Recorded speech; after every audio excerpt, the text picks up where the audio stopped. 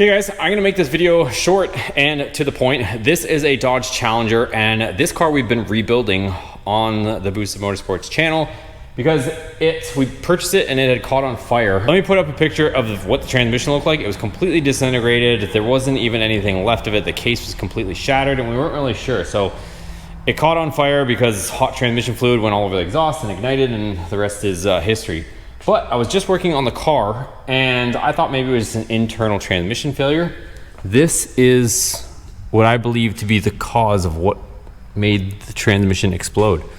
So this center carrier bearing, you can see evidence of it slinging stuff all over the place. The boot is torn. I'm guessing that's probably some grease, but check out the actual bearing itself. This thing is just completely shot. Like I could take this all the way out. It's not even, nothing supported. This is the bearing right here.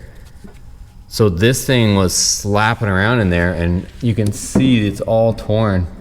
That's probably what caused the vibration, which destroyed the tail shaft on the transmission. So I know this isn't complete news that this fails, you guys, and I know there's some upgraded pieces to support this main bearing, but you can see here the bearing still spins, but the support and the rubber that surrounds it completely gave way.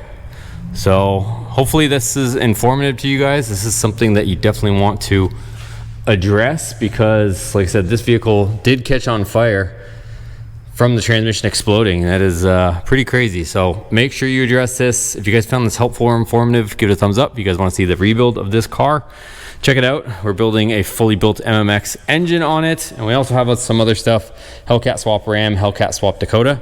So give it a thumbs up if you guys thought this was informative. Subscribe if you're new to the channel. We'll catch you guys on the next video.